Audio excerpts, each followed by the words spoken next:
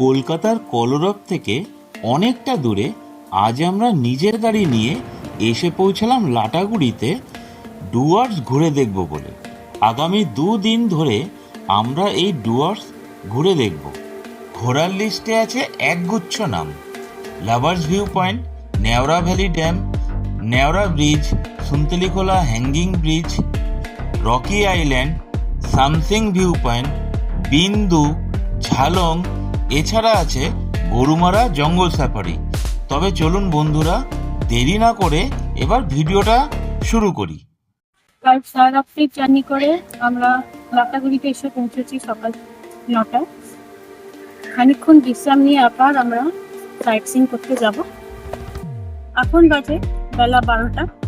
আজকে আমরা যেসব জায়গায় সাইট সিইং করবো সেগুলো হলো সামসিং ভিউ পয়েন্ট, সুন্তলিখোলা আর রকি আইল্যান্ড। আমরা পার্সোনাল গাড়ি করে এসেছি লাটাগুড়িতে। আমরা আমাদের গাড়ি করেই এইসব ভিউ পয়েন্ট দেখবো। আপনারা যদি গাড়ি করে আসেন তাহলে সহজেই আপনারা আপনাদের গাড়ি করে এইসব জায়গায় ঘুরতে যেতে পারেন।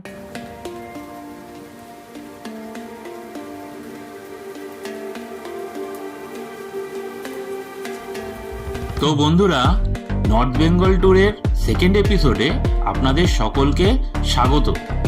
আমাদের আজকে ইনিশিয়াল প্ল্যান হলো আমরা চালসা মোড় হয়ে সোজা সান্তলিখোলার সাইট সিইং করতে যাব। সাইট সিইং কমপ্লিট করে আমরা রকি আইল্যান্ড দেখব, আর রকি আইল্যান্ড হয়ে আমরা সামসিং ভিউ পয়েন্ট আসব। মোটামুটিভাবে এই ট্যুরটা করতে করতেই আমাদের আজকে বিকেল থেকে সন্ধে হয়ে যাওয়ার কথা। বাকিটা আমরা সেখানে গিয়ে তারপর আমরা জানাবো।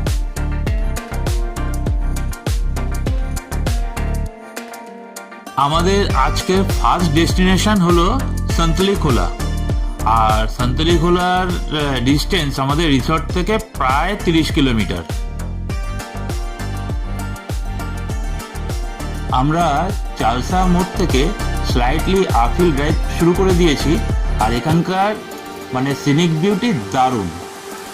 চারদিকে শুধু টি এস্টেট। ডান দিকের রাস্তাটা দিয়ে সামসিং ভিউ পয়েন্ট যাওয়া যায়, কিন্তু আমরা এখন সোজা সুন্তলিখোলার দিকে যাব। ফেরার পথে আমরা সামসিং ভিউ পয়েন্টে আসব।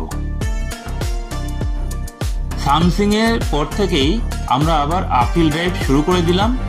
আর এই সান্তলিখোলার রাস্তাটা সম্পূর্ণ ফরেস্টের মধ্যে দিয়েই রাস্তা। আর এখানকার রাস্তা খুবই ভাঙাচোরা, তবে গাড়ি নিয়ে আসতে খুব একটা অসুবিধা হবে না। ফ্রেন্ডস, আমরা সুন্তলিখোলায় চলে এসেছি। এখানে আমাদের গাড়ি পার্কিং এরিয়া পার্ক করে রেখে আমরা একটা অন্য গাড়ি হায়ার করেছি সাইট সিইং করার জন্য। চলুন এখন বেরিয়ে পড়া যাক, আর যেতে যেতে আস্তে আস্তে আপনাদের সমস্ত ইনফরমেশন দিয়ে দেবো। আচ্ছা, এবার একটা ইনফরমেশন দেই। শুধু সুন্তলিখোলা হ্যাঙ্গিং ব্রিজ দেখতে গেলে 300 টাকা রেট আছে, আর সম্পূর্ণ প্যাকেজ নিলে 1300 টাকা রেট আছে, যাতে থাকবে 4টে সাইট সিইং। আমরা পুরো প্যাকেজটাই নিলাম। আমরা এখন চলে আসলাম প্যাকেজের first destination lovers view point. আর লাভার্স ভিউ পয়েন্টের ভিউটা ঠিক এরকম।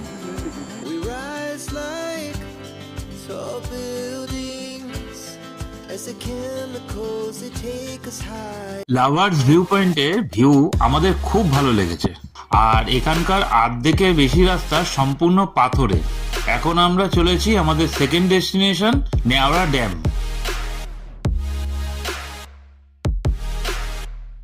আমরা এখন চলে আসলাম প্যাকেজের সেকেন্ড ডেস্টিনেশন নেওড়া ড্যাম। জঙ্গলের শান্ত পরিবেশের মধ্যে দিয়ে এই নদীর বয়ে যাওয়া এক অনবদ্য দৃশ্য।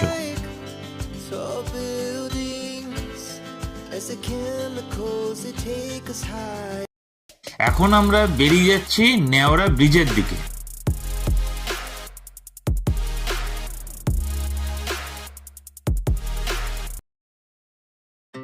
আমরা এখন চলে আসলাম নেওড়া ব্রিজ।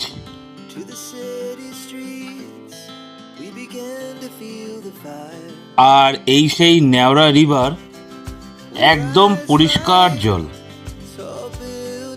আমরা ওই দিক থেকে আসলাম, আর এই হলো আমাদের গাড়ি। এখন আমরা যাব সান্তলিখোলা হ্যাঙ্গিং ব্রিজ দেখতে। চলুন এবার যাওয়া যাক। আমরা বেরিয়ে পড়লাম হ্যাঙ্গিং ব্রিজ দেখতে যাওয়ার জন্য।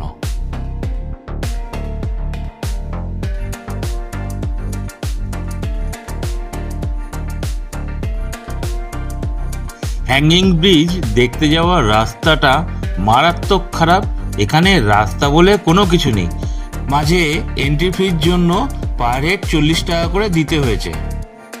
এখন আমরা চলে আসলাম সন্তলিখোলার হ্যাঙ্গিং ব্রিজ দেখতে। এই ব্রিজটাতে একসঙ্গে 5 জনই যাওয়া যায়। ব্রিজটা রীতিমতো দুলছে। ট্যাক্সি স্ট্যান্ড থেকে সন্তলিখোলা হ্যাঙ্গিং ব্রিজ এই 1 কিলোমিটারের মতন রাস্তা, কিন্তু রাস্তাটা পুরো ফরেস্টের মধ্যে দিয়ে, আর রাস্তাটা খুব একটা কিন্তু ভালো না। এই স্পটটা কিন্তু একদম মাস্ট ওয়াচ। আমাদের প্যাকেজের 4টে স্পটই ঘোরা হয়ে গেল। এবার আমাদের ফেরার পালা। সন্তলিখোলা ট্যাক্সি স্ট্যান্ডে ফিরে এসে আমরা মোমো অর্ডার করে দিয়েছিলাম, আর যেখানে বসে খাচ্ছিলাম তো সেখানকার একবার ভিউটা দেখুন। মোমো আর চা শেষ করে আমরা এবার গাড়িতে উঠে পড়লাম। আমাদের নেক্সট ডেস্টিনেশন রকি আইল্যান্ড। আমরা এখন সন্তলিখোলা ঘুরে এলাম, খুব সুন্দর ঘুরেছি। আপনাদের একটা ইনফরমেশন দিয়ে রাখি, আপনারা যদি সন্তলিখোলা সাইট সিইং করতে যান তবে পার্সোনাল গাড়ি নিয়ে যেতে পারবেন না। পার্সোনাল গাড়ি আপনাদের পার্কিং এরিয়ায় পার্ক করে রেখে ওখানকার লোকাল কোনো গাড়ি হায়ার করে সাইট সিইং করতে হবে। এখন আমরা যাচ্ছি রকি আইল্যান্ডের দিকে। চলুন এবার যাওয়া যাক। সন্তলিখোলায় পার্কিং ফি মিটিয়ে আমরা এখন বেরিয়ে পড়লাম রকি আইল্যান্ডের দিকে। রকি আইল্যান্ড যেতে গেলে আবারও সেই ফরেস্ট এরিয়া ক্রস করেই আমাদের রকি আইল্যান্ড যেতে হবে। সন্তলিখোলা থেকে রকি আইল্যান্ডের ডিস্টেন্স প্রায় 4 কিলোমিটারের মতন, আর সময় লাগা উচিত এই 10 থেকে 15 মিনিটের মধ্যে। আমরা এখন চলে আসলাম রকি আইল্যান্ড। গাড়িটা পার্ক করে নেই, তারপর রকি আইল্যান্ডটা পুরো ঘুরে আপনাদের দেখাবো। রকি আইল্যান্ড আসার রাস্তাটাও কিন্তু খুব একটা ভালো না। পুরো রাস্তাটাই পাথরের আর সম্পূর্ণ একদম অফরোড।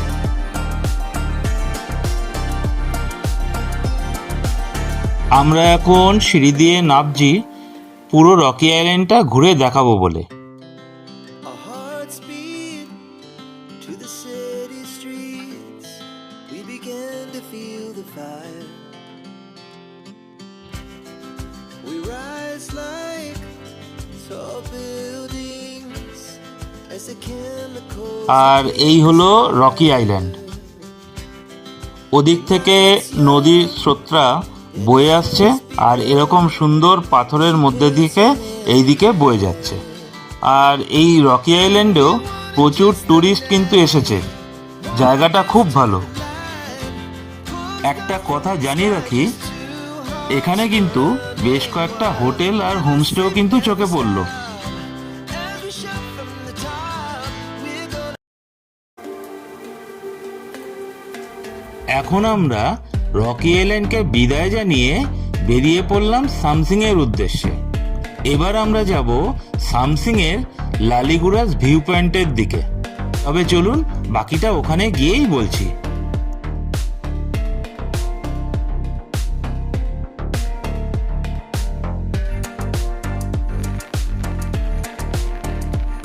ঝিরিঝিরি বৃষ্টি শুরু হয়ে গেছে, আর আমরা এখন চলে আসলাম লালিগুড়াস ভিউ পয়েন্টে। ওই যে দেখা যাচ্ছে আই লাভ সামথিং। আমরা এখন চলে এসেছি লালিগুড়াস ভিউ পয়েন্টে। সঙ্গে তো এনেছি বৃষ্টি। এখন গাড়ির মধ্যে বসে আছি, আর বৃষ্টিটা কমলে তারপর বেরিয়ে সব দেখাবো। আই লাভ সামথিং স্পট থেকে এই হলো ওভারঅল ভিউ। আপনাদের কেমন লাগলো সেটা অবশ্যই জানাবেন।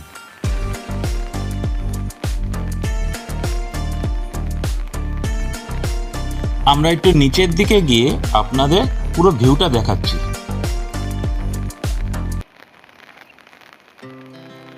ঝিরিঝিরি বৃষ্টি আর মৃদু বাতাসে সামসিংয়ের পরিবেশটা অপরূপ হয়ে উঠেছে। আর এই নিচ থেকে মূর্তি নদী বয়ে চলেছে। এক কথায় অপরূপ এই সামসিং। আর এই রাস্তাটা দিয়ে একদম নিচে মূর্তি নদীর তীরে চলে যাওয়া যায়। আর এই যে জায়গাটা দেখছেন, এটা হলো লালিগুড়াস পিকনিক স্পট। আমরা এই সময় আর অতটা নিচে যাব না, আমরা এখান থেকেই ব্যাক করব। হ্যালো ফ্রেন্ডস, আমরা চলে এসেছি সামসিং ভিউ পয়েন্টে। এবার আমি চারদিকটা আপনাদের দেখাচ্ছি। দেখুন কত সুন্দর পরিবেশ, বৃষ্টি পড়ছে, সঙ্গে ঠান্ডা হাওয়াও দিচ্ছে। প্রচুর লোকজন রয়েছে এখানে, দেখতে এসছে। এবার আপনারাও দেখুন আমার সঙ্গে কত সুন্দর পরিবেশটা। বন্ধুরা, সামসিং ভিউ পয়েন্ট হলো আজকে আমাদের শেষ গন্তব্য। এরপরে আমরা কোথায় যাব, কি কি দেখব, সব আপনাদের আমরা কালকে জানাবো। আমাদের পাশে থাকবেন, সঙ্গে থাকবেন। আমাদের আজকের মতো সাইট সিন কমপ্লিট হয়ে গেল। আমরা এখন ফিরছি আমাদের রিসর্টের দিকে।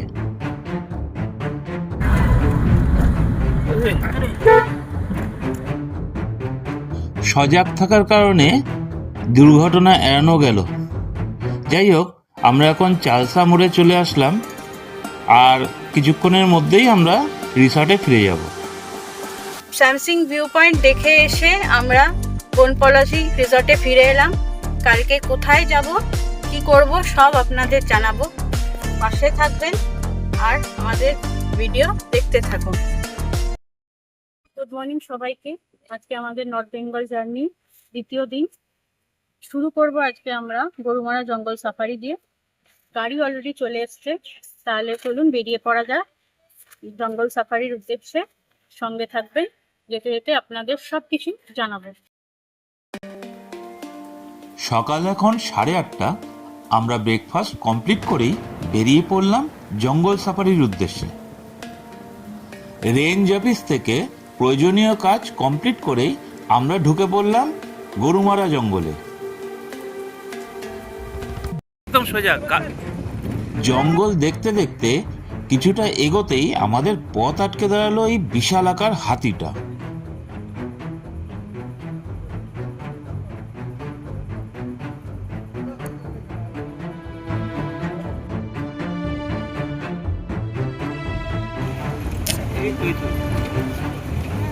এই যে এই যে হাতিটা, এই যে অনেকক্ষণ টান টান উত্তেজনার পর অবশেষে হাতিটা আমাদের পথ ছেড়ে জঙ্গলের ভেতরে ঢুকে পড়ল। আর আমরা এগিয়ে চললাম এই অচেনা জঙ্গলে নতুন কিছু দেখার আশায়।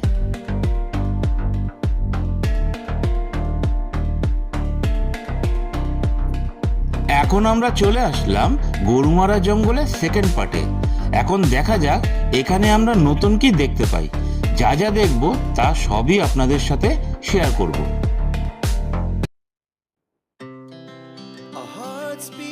এটা ঈগল। গাইড আমাদের জানালেন গরুমারাতে প্রচুর প্রাণী দেখতে পাওয়া যায়, কিন্তু আজকে আমরা হাতি, ঈগল আর প্রচুর মোর দেখতে পেলাম। আপনাদের জঙ্গল সাফারির রেটটা জানিয়ে রাখি। এখানে ওয়াচ টাওয়ার সাফারি করতে গেলে 1600 টাকা রেট আছে। আর আমরা করেছিলাম পুরো জঙ্গল সাফারি, আমাদের রেট পড়েছিল 2600 টাকা। সময় লাগলো প্রায় 2 ঘন্টার মতো। হ্যালো ফ্রেন্ডস, আমরা গরুমারা জঙ্গল সাফারি করে সকাল 11:30 নাগাদ হোটেলে ফিরে এসেছি। কিছুক্ষণ রেস্ট নিয়ে আমরা আবার বেরিয়ে পড়েছি বিন্দু ও ঝালং দেখার উদ্দেশ্যে। প্রথমে আমরা যাব ঝালংয়ে, তারপর আমরা যাব বিন্দুতে। চলুন বেরিয়ে পড়া যাক। সময় এখন বেলা 12টা। আমরা চললাম বিন্দু আর ঝালং ট্যুরে। চালসা মোড় থেকে ডান দিক টার্ন নিয়ে আমরা NH-17 ধরলাম আর চলে আসলাম খুনিয়া মোড়। সোজা গেলে আলিপুরদুয়ার জলদাপাড়ার দিকে যাওয়া যায়, আমরা বাদিক টার্ন নিলাম। আমাদের রিসর্ট বনপাহাড়ি থেকে ঝালংয়ের ডিস্টেন্স 40 কিলোমিটার, আর যেতে সময় লাগবে প্রায় 1 ঘন্টার মতন। বাদিকে চাপড়ামারি ফরেস্টের গেট, আর আমরা সোজা এগিয়ে চললাম ঝালংয়ের দিকে। এখানে রাস্তা কিন্তু খুবই ভালো। যত আমরা পাহাড়ের ওপরের দিকে উঠলাম রাস্তা অনেকটা সংকীর্ণ হয়ে আসলো, তবে এরকমও না যে দুটো গাড়ি পাশাপাশি যেতে পারবে না। আর এখানে কিন্তু রাস্তাটা অল্প ভাঙাচোরাও পাচ্ছি। সময় এখন দুপুর 1:05। আমরা চলে আসলাম ঝালংয়ে। সামনের গাড়িতে লোকালরা সব ঝালংয়ে পিকনিক করতে এসেছে। চলুন আমরা নিচে গিয়ে পুরোটা দেখাচ্ছি। Our hearts beat to the city streets. We began to feel the fire. We rise like আমরা একেবারে নিচে চলে আসলাম, আর ঝালংয়ের ভিউটা একবার লক্ষ্য করুন, কি অপরূপ দৃশ্য। সামনে জলঢাকা নদী বয়ে চলেছে আর জলটা একদম স্বচ্ছ। the night's young and it's just begun. আমরা অনেকক্ষণ এখানে টাইম স্পেন্ড করলাম, আর ওইদিকে আমাদের গাড়িটা পার্ক করা আছে। তবে চলুন এবার আমরা বেরিয়ে পড়ি।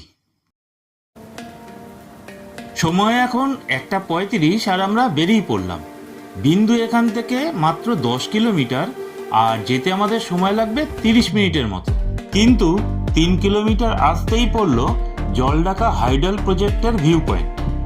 এই দিকটা হলো ঝালংয়ের দিক, আমরা ওই দিক থেকেই আসলাম, আর যাব আমরা এই দিকে বিন্দুর দিকে, আর আমাদের গাড়িটা এই দিকে পার্ক করা আছে। এবার চলুন আমরা ভিউটা দেখাচ্ছি। আবার আমরা বেরিয়ে পড়লাম বিন্দুর দিকে। বিন্দু আর এখান থেকে 7 কিলোমিটার বাকি, আর এইখানে দেখছি প্রচুর টুরিস্ট গাড়ি কিন্তু ঢুকছে বিন্দুর দিকে।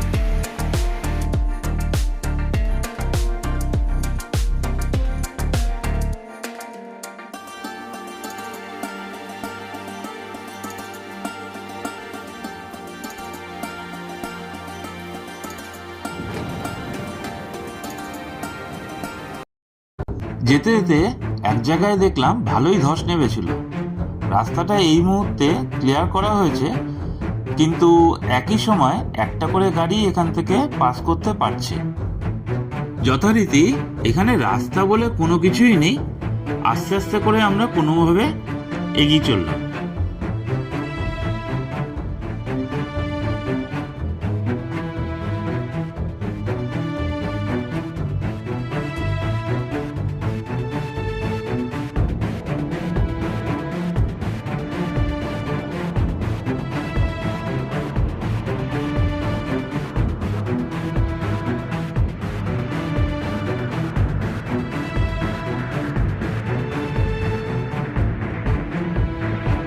অবশেষে আমরা ধসে বিপর্যস্ত এই রাস্তা থেকে বেরিয়ে আসতে পারলাম।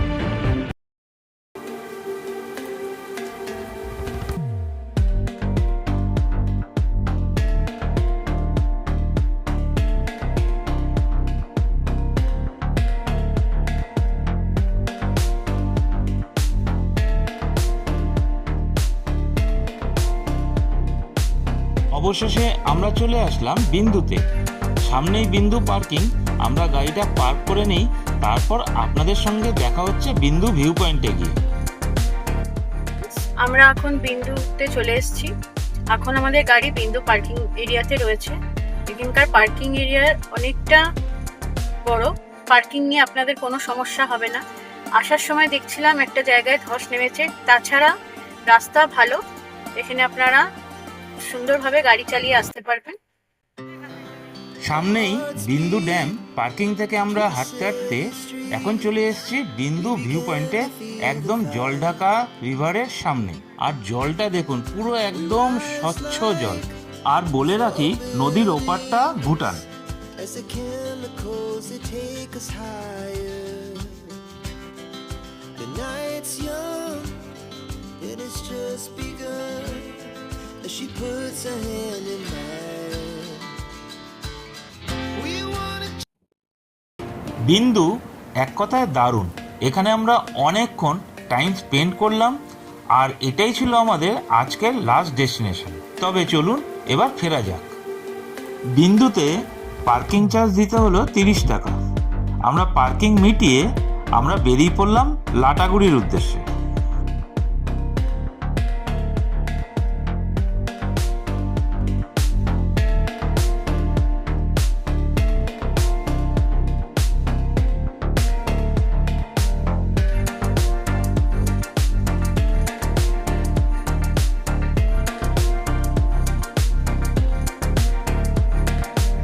আমরা এখন চলে আসলাম সেই ধস বিধ্বস্ত এলাকাতে।